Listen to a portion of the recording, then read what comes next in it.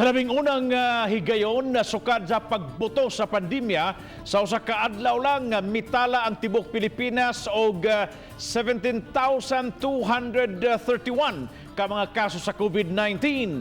Sa pikas nga bahin sukwahi sa ubang mga local government units sa padayon ang pagdagsa sa gustong magpabakuna dinhi sa dakbayan sa Sugbo.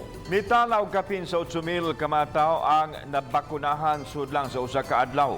Aduna sa igong supply sa mga bakuna alang sa mga wa pa mabakunahi. Ani ang report?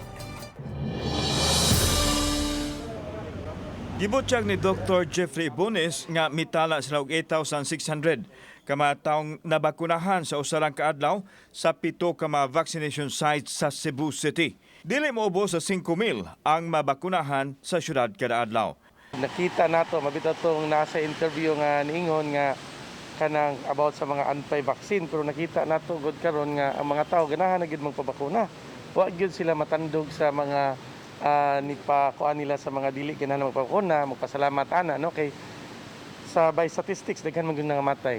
Sa kasamtangan, aduna pay igong supply sa bakuna ang dakbayan sa Sugbo nga naglakip sa Johnson & Johnson, Moderna, Pfizer ug Sinovac. Samtang gipasabot ni Ibones nga kinahanglan specific ang pagbutang og entry sa online vaccine form aron matawagan dayon. Adunay 140,000 ang fully vaccinated sa Cebu City. 212,000 ang first dose samtang adunay 580,000 ang nakaparehisto. Gisugda na usab ang house-to-house vaccination sa mga bedridden residents sa syudad. Karon nagsugod ta sa mga bedridden sa 18 kabok no. Ato ang giadto together with Aero. Pasalamat ta ni sa Aero no ni Dr. Mangkaw. Kauban si Philip Patricio, ako si Alan Domingo.